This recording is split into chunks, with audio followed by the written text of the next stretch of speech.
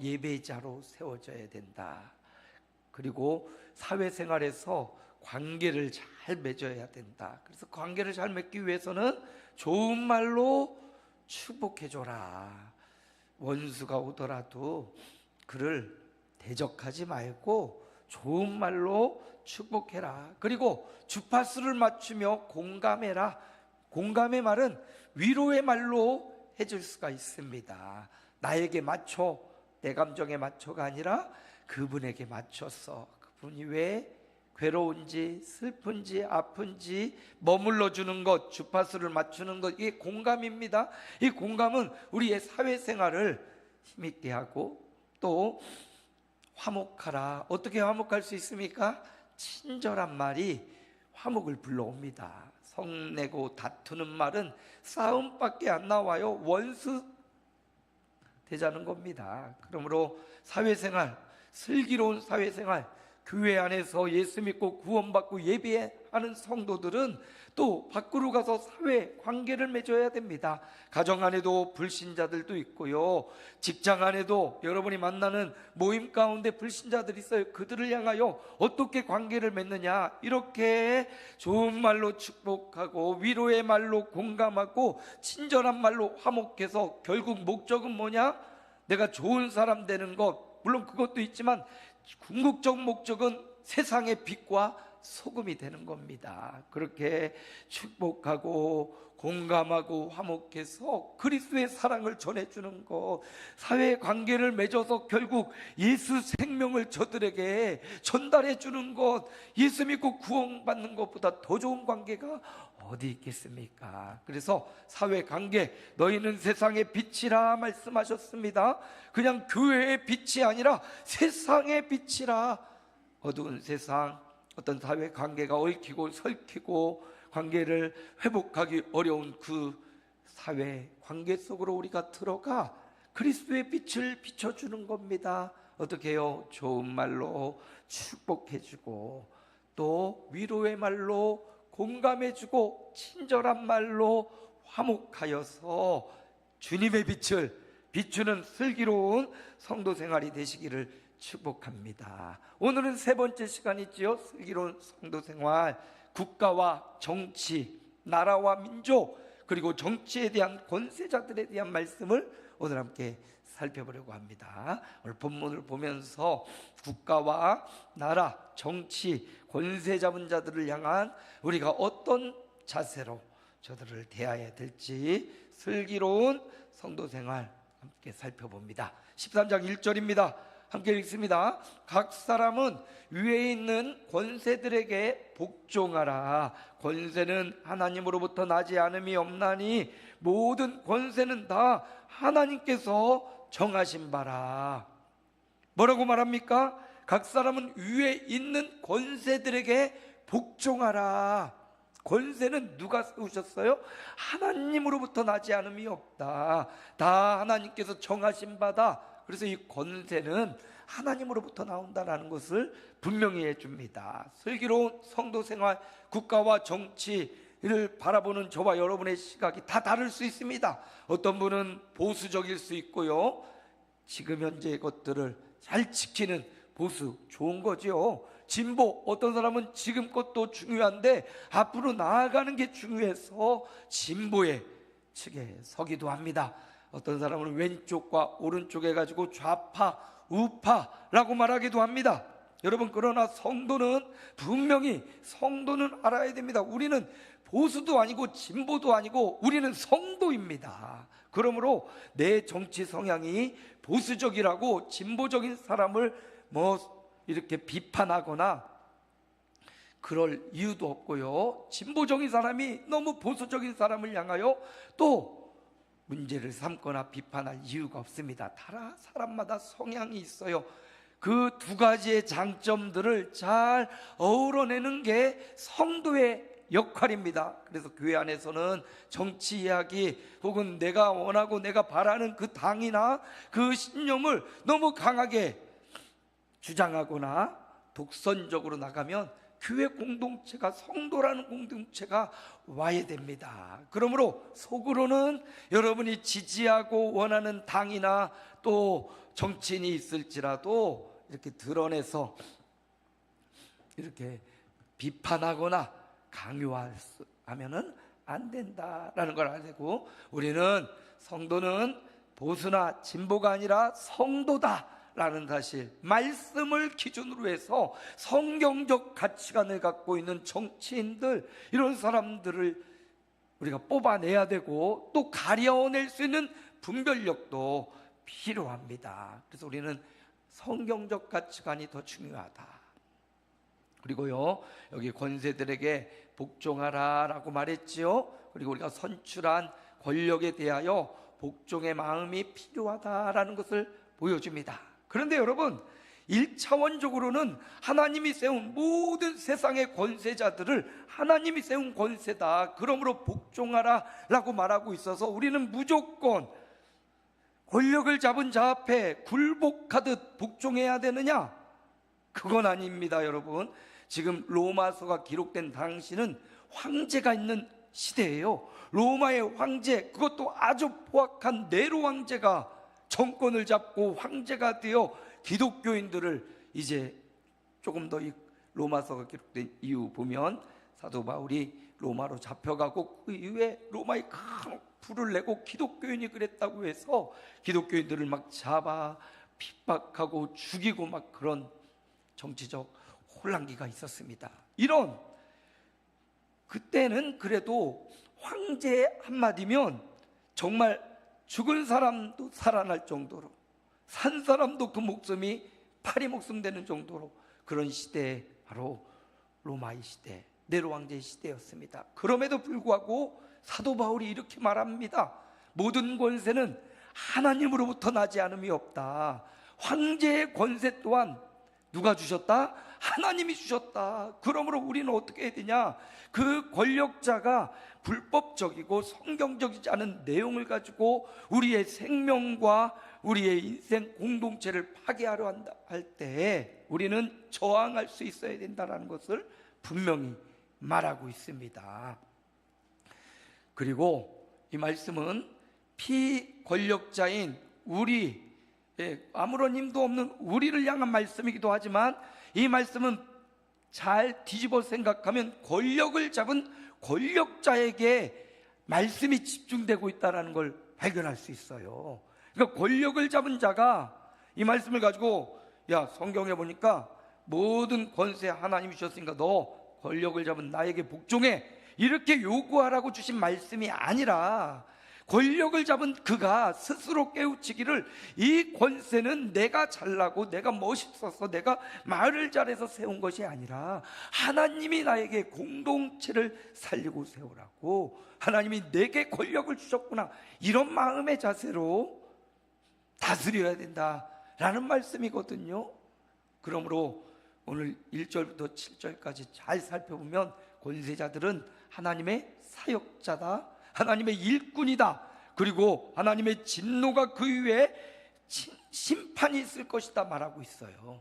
그래서 이 말씀은 권세가 없는 평범한 국민들에게도 하나님이 세우신 권력을 복종하며 하나님이 그 권력자를 세우기 위해 나를 사용하고 있다는 걸 알고, 요즘에는 황제 전체주의, 이런 왕정국가가 아니잖아요. 주권, 국민이 주권에게 있으니까 국민들이 한 사람 한 사람이 정책과 그의 사상과 그의 윤리와 총괄적으로 잘 분별해가지고 선거로 바르게 투표해서 지도자를 선출해내는 이 지혜와 분별력이 필요합니다. 그래서 국민은 국민의 한 사람으로서 대표자와 권력자를 뽑을 때 신중하고 성경적 가치관, 세계관을 잘 보고 선출할 수 있는 지혜를 달라고 기도해야 되겠고요. 권력의 입장에 있는 사람은 어떻게 해야 됩니까? 오늘 말씀대로 다음 절도 한번 볼까요? 그러므로 권세를 거스리는 자는 하나님의 명을 거스림이니 거스리는 자들은 심판을 자취하리라. 자, 이 말씀이 권력을 잡은 자들에게도 그대로 적용돼요. 권세는 하나님의 명을 거스리는 거예요. 하나님의 명령은 뭡니까? 우리 공동체가 평안하고 화목을 구하며 살아가는 것, 그게 바로 하나님의 권세 주신 목적입니다. 그런데 그 권세를 가지고 자신의 배를 풍족히 채우고 다른 사람들을 억압하고 압제하고 다른 사람들을 이용해서 자기의 권력을 더 세우려고 하는 이 권력자들을 향하여 하나님 뭐라고 말씀하십니까? 심판을 자취하리라, 이렇게 엄히 말씀하고 있습니다. 그렇습니다. 모든 권세는 하나님이 주신 거예요. 내가 국회의원이 안 되고 통장, 반장 혹은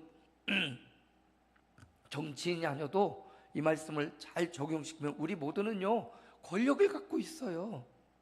하나님이 주신 권력이 있어요. 가정에서 부모 혹은 자녀 혹은 형제들 간에 우리 모두 다 권력을 갖고 있는 자들이에요. 하나님이 주신 권위를 갖고 있는 사람들입니다. 결혼해서 부모가 된다는 것도, 자녀를 양육하는 것도, 또 사회생활하는 것도 다 권력관계가 다 있습니다.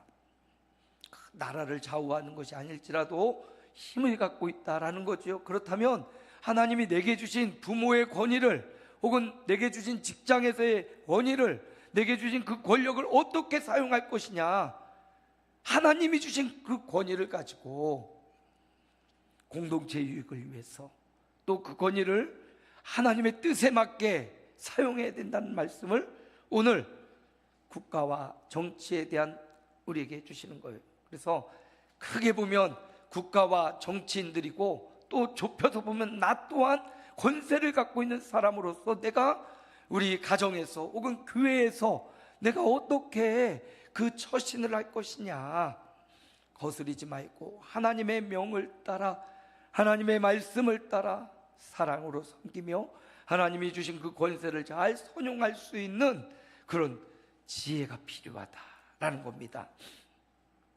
2차 세계대전 일으킨 히틀러가요 수많은 사람의 생명을 죽이고, 독일 사람이잖아요, 수많은 생명을 앗아갔습니다.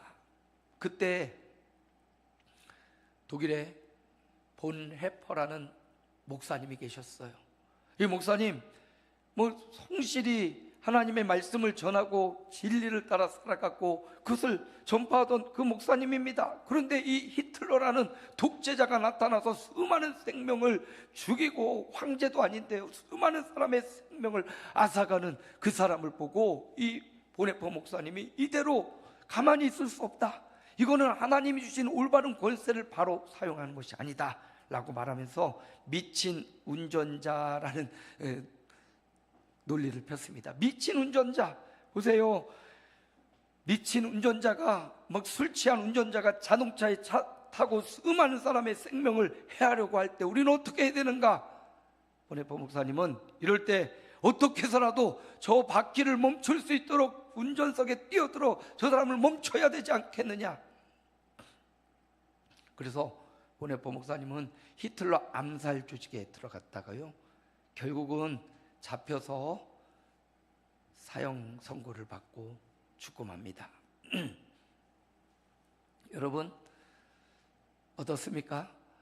어떻게 우리가 이 국가와 정치에 대하여 슬기로운 성도 생활로 대처할 수 있겠습니까?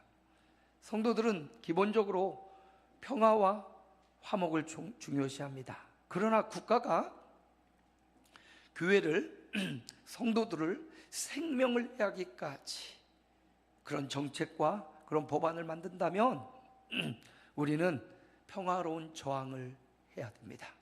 이렇게 과격한 보네퍼 목사님처럼 암살 조직에 들어가서 막 하는 이런 저항은 좀 너무 과격한 것 같고, 우리는 우리로서의 한 표를 올바른 곳에 행사하기도 하고, 또 평화로운 저항을 통해서 우리나라의 촛불 시위는 민주사회 역사상 전 세계에 없는, 아주 유례가 없는 평화로운 시위죠. 이렇게 성도들도 이런 평화로운 저항이 필요하다. 생명과 가치를, 인간의 존엄성을 무너뜨리는 그런 정책과 교회, 하나님의 뜻에 정면으로 반대되는 정책을 펼칠 때 우리도 거기에 저항할 수 있는 용기가 필요하다. 왜요?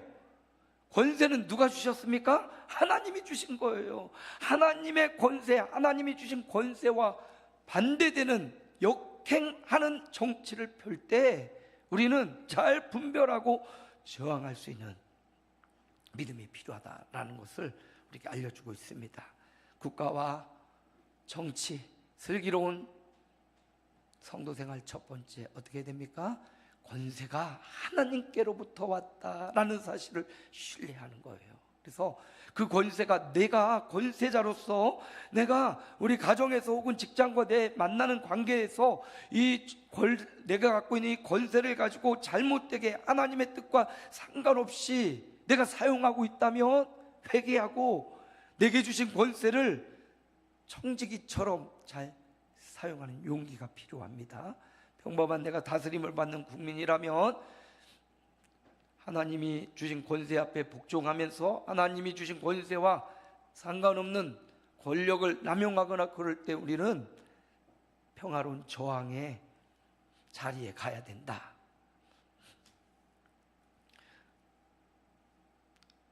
보수적인 신학자들 혹은 근본주의적인 신학자들은 이 말씀을 가지고 무조건 복종해야 된다라고 주장을 합니다. 저는 그러나 성경을 깊이 연구하면서 성경의 말씀에 위배되는 그런 정치, 그런 행정을 할 때에는 단호히 거부할 수 있는, 저항할 수 있는 용기가 필요하다. 두 번째, 13장 3절 함께 읽어봅니다. 내가 권세를 두려워하지 아니하려느냐? 선을 행하라. 그리하면 그에게 칭찬을 받으리라. 오늘 13장 1절 7절 보면 대부분 권세 있는 자들을 향한 말씀이에요. 다스림을 받는 자들을 향한 말씀이기보다는 권세를 가진 자가 어떻게 행할 것인지에 대한 말씀이 더 많거든요. 그래서 이 말씀 우리가 잘 봐야 되는데, 보면 그 권세를 가지고 어떻게 해요? 선을 행하라 라고 말하고 있어요. 그 권력을 가지고 그 공동체 선을 이루고 유익을 추구하고 적극적으로 선을 행하라 라는 말씀을 말하고 있습니다. 그래서 주신 권세를 가지고 선을 행하면 칭찬을 받으리라 말합니다. 그 주신 권세를 가지고 잘못 사용하면 심판을 자치하고요. 그러나 주신 권세를 잘 선용하면 그걸 가지고 칭찬을 받게 됩니다. 그렇죠. 한 나라와 국가의 지도자도 그걸 가지고 선행 공동체 유익을 추구하면요 칭찬받고 인정받게 돼 있습니다. 제가 말씀드렸는데 서울 성동구청장이 그렇게 그 구청을 위해서 미리 행정을 잘하고 구청의 마음, 구청민들의 마음을 잘 보살펴 가지고 그렇게 인기 높은 성동구청이 되었다고 해요. 여러분, 우리도 가정에서 혹은 직장에서 저마다 주어진 권리가 있어요. 그 권세를 가지고 어떻게 하라? 공동체의 선을 추구하고 하나님이 기뻐하시는 유익을 도모하는 삶으로 그 권력을 사용하라. 저와 여러분에게 주신 이 권세, 사회, 정치적, 국가적으로 갖고 있는 권력이 있다면 그 권력을 적극적 선을 행하는 데 사용하라 말씀하지요. 3절, 4절 상반절도 함께 읽어봅니다. 그는 하나님의 사역자가 되어 내게 선을 베푸는 자니라. 그러나 내가 악을 행하거든 두려워하라. 똑같이요. 권세자에게 주신 말씀이에요. 하나님의 뭐라고요? 사역자래요. 하나님이 세우신 모든 권력자, 국가 이를 잡은 사람들은 하나님이 세운 사람이라는 겁니다. 그러기에 그들이 스스로 내가 잘나고 멋있어서 세워진 게 아니에요. 언변이 좋아서 세워진 게 아니라 이 소명, 꼭 예수 그리스도를 믿지 않아도 이런 소명을 갖고 있는 정치인들이 있어요. 제가 성경적 세계관, 가치관을 이렇게 보고 정치인을 선별하고 투표하라고 했죠. 그 중에는 예수님 안 믿어도 공동체 유익을 구하려고 하는 그런 사람들이 있어요. 교회를 다녀도 공동체가 아니라 자기 명예를 세우려는 정치인도 있습니다. 그러니까 우리가 정치, 국가, 권력을 볼 때는 꼭 기독교인만 뽑으려고 하는 아직도 버려야 돼요. 공동체의 선을 위해서 저들이 어떤 이념을 갖고 어떤 정치 철학을 갖고 있는지 이걸 잘 분별해야 됩니다. 하나님의 사역자인지 국민들을 위해 봉사하는 이런 마음을 갖고 있는지 잘 살펴봐야 되겠죠. 그는요, 권력을 갖고 선을 베푸는 공동체 유익을 구하고 있는지 이걸 우리가 잘 따져야 됩니다. 그래야 슬기로운 성도 생활, 한 나라의 국민으로서 우리가 이것을 올바로 행사할 수 있겠죠. 우리는요, 두 나라의 시민권을 갖고 있습니다. 하나는 이 땅의 대한민국의 시민권을 갖고 있고요, 그리고 우리는 하늘 시민권을 갖고 있어요. 하늘 시민권을 갖고 있지만 여전히 우리는 국가와 나라 또 정치 아래 살아갑니다. 그러기에 나라, 국가와 정치를 향하여 우리가 올바른 선택을 하고 공공의 유익을 구하는데 노력해야 되겠죠. 요즘 보이스피싱이 굉장히 진화하고 있고요, 생활 속에 침투해 있어요. 당근 같은 그런 생활 물품을 판매하는 그곳에도 고수익 알바, 고수익 직장 해가지고 광고가 막 떠요. 어떤 알바를 보면 리뷰 알바가 있어요. 리뷰. 어떤 물건을 보고 사서 사용해보고 리뷰를 쓰면 리뷰 한 건당 2,000원, 3,000원, 5,000원 이렇게 준다고 해요. 처음에 한 달 정도는 그렇게 하는 대로 돈을 잘 주다는 거예요. 그리고 잘 하면 선생님은 리뷰를 정말 잘 달기 때문에 선생님에게는 특별히 조금 더 큰 이벤트에 참가할 수 있도록 특권을 주겠다고. 여기에는 한 10명 정도가 들어가 있는데 여기로 올라오시면 우리가 더 큰 이익을 볼 수 있는, 더 손쉽게 이익을 챙길 수 있는 이런 그룹이 있다고. 들어오시겠냐고. 그럼 거기 들어가면 막 코인을 사고 막 이런 물건을 사는 게 아니에요. 그걸 사서 단타하듯 이걸 사게 만들어요. 그렇게 사서 한 명 혼자만 들어가 있으면 나 안 할래요 하고 나갈 수 있는데, 그룹으로 들어와 가지고 누구 이 중에 한 명이라도 이걸 신청하지 않으면 우리 모두 다 이걸 못하게 됩니다. 한국인은요, 남에게 피해 주는 거 싫거든요. 그 안에 12명 15명 들어있으니까, 그리고 그 안에 있는 사람들이 입금했습니다, 자 이제 우리 다 달려봅시다 그러면서 거기 있는 사람들이 계속 부추겨요. 나 이만큼 돈을 받았다고. 보면 다 한통속인 거예요. 한통속. 같은 계정 같은 사람들이 막 하고 있는 거예요.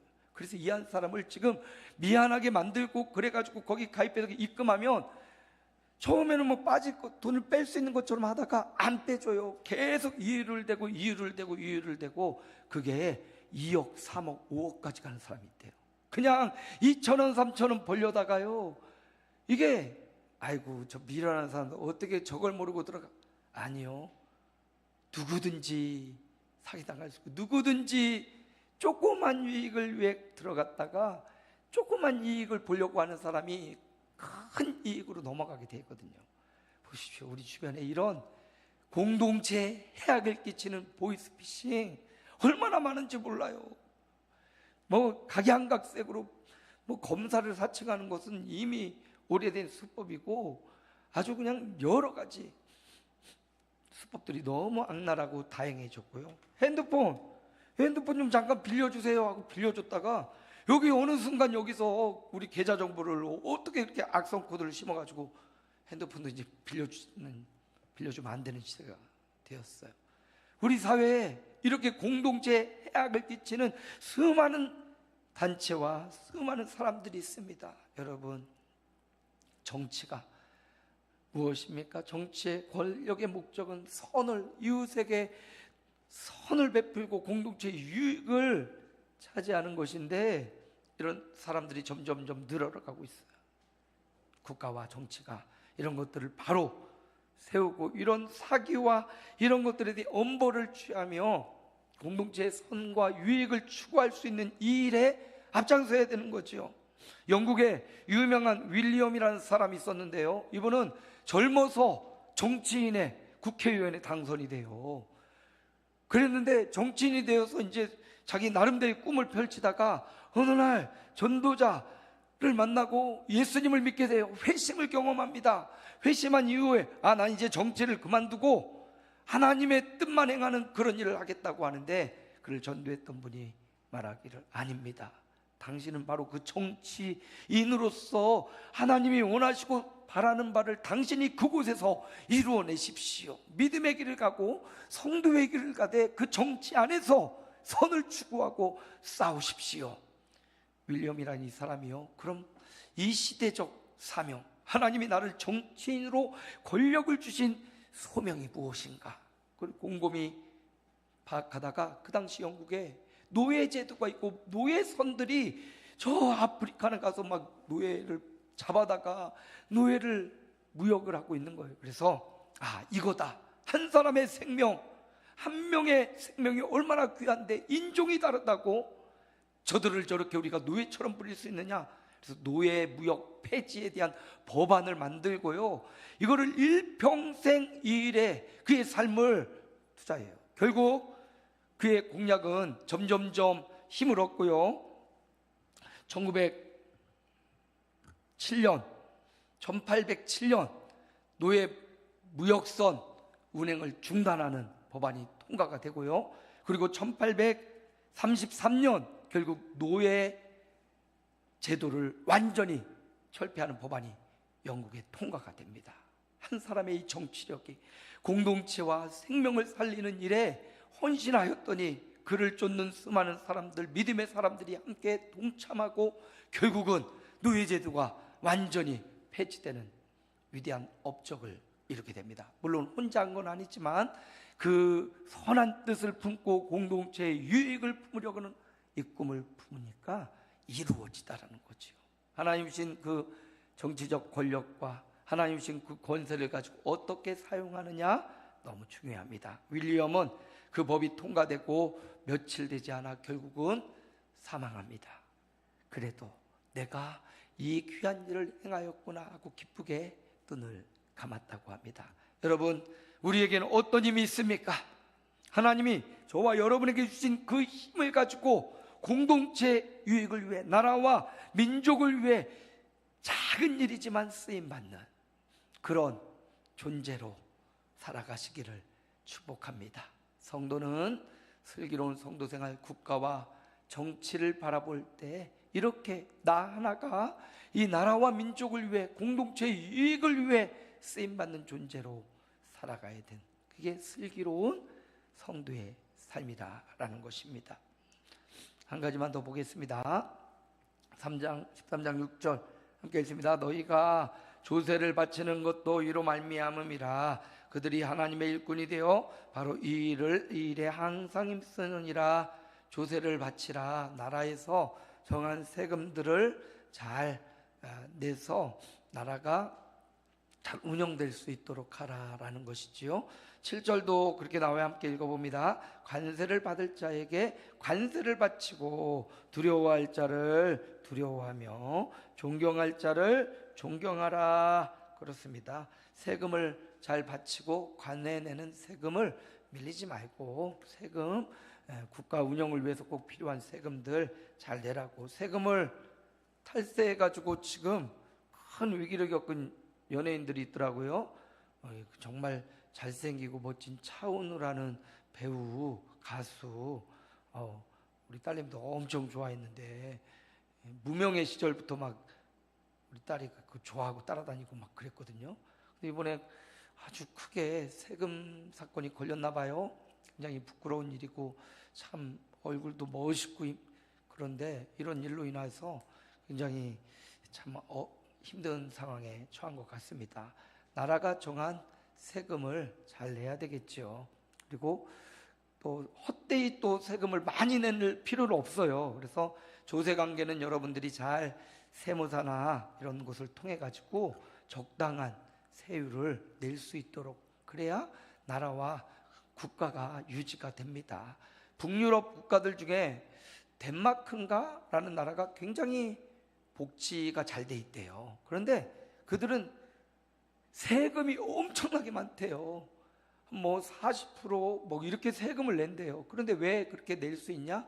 그걸 내니까 복지를 다 책임져 주는 거예요. 요람에서 뭐 집도 다 주고요. 결혼하면 이 복지 세금을 통해서 그들이 이렇게 북유럽의 복지 국가가 이루어지는 거죠. 우리나라는 지금 중산층이 굉장히 없고 빈부의 격차가 점점 심해지고 있는 위기 가운데 우리나라가 위치하고 있습니다. 이런 부분들이 정치적으로 잘 해결이 돼야 되고 개인적인 이기주의가 너무 팽배한 사회가 되면 어렵지요.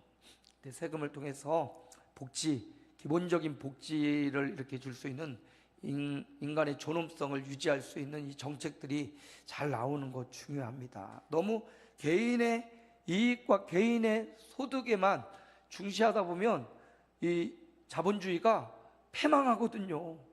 그래서 어느 정도 재벌들이나 큰 국가 산업을 주요하는 그 대기업들, 그들만 살면 안 되거든요. 중소기업이 또 살아나야 되거든요. 그래서 이런 국가적 정책들이 굉장히 필요합니다.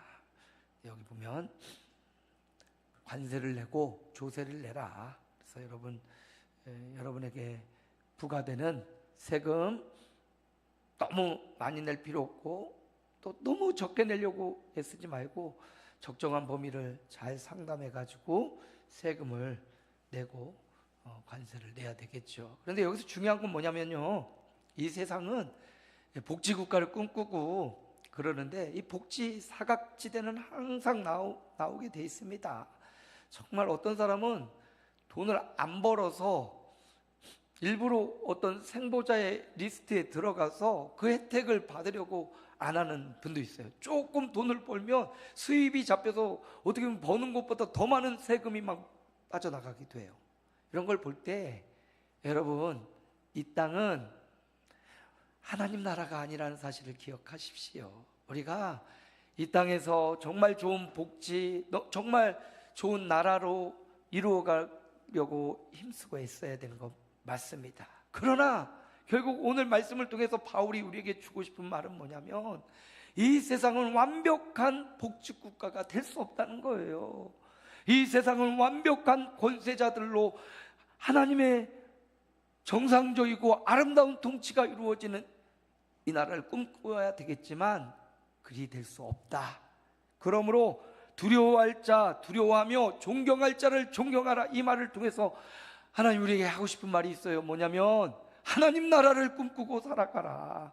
물론 이 땅에 하늘의 시민권과 이 땅의 시민권을 살고 있어서 이 땅에 사는 동안 조세를 내고 세금을 내며 이 나라가 정말 복지국가가 되고 살기 좋은 나라 되도록 우리가 기도해야 됩니다. 그러나 궁극적으로 이 땅에서 하나님 나라가 이루어지는 것 아니에요. 그러므로 우리는 완벽하고 정의롭고 공의로운 하나님 나라를 소망하며 살아가는 성도가 되라.